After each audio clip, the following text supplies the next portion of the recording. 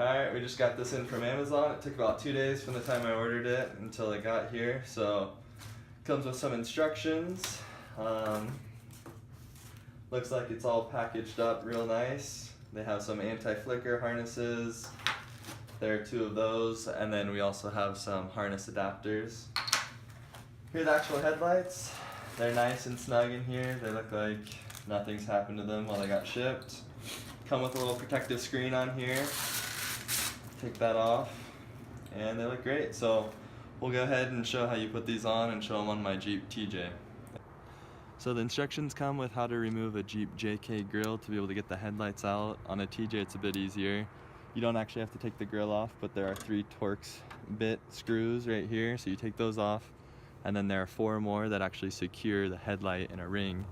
So over here I've taken them off already, and you'll see the headlights just loose in here, and you can see the connecting harness right there.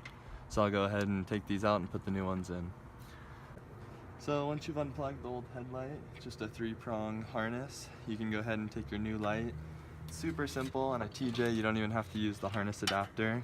You'll see there's 3 prongs, you just line them up, click them in, and that will be all that we need to do for the headlight function. You'll see there's some extension wires here.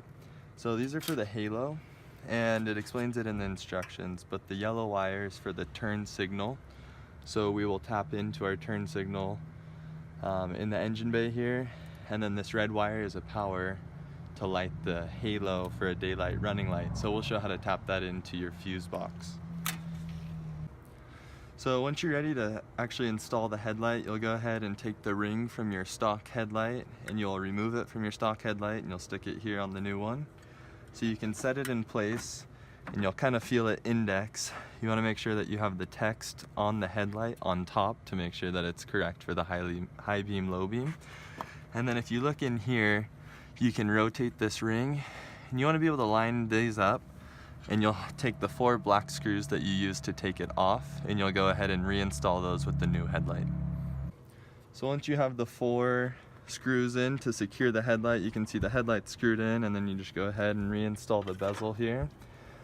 So here you'll use the other 3 screws and just attach them how you uninstalled it. So what you want to do after you've installed the lights is you'll find these pigtails. These are used to wire up the halo. So if you want a daytime running light, the red light is used to power up the halo, a white LED, and then if you want it to flash with your blinker, you'll use the yellow light and you'll tap into your existing flasher.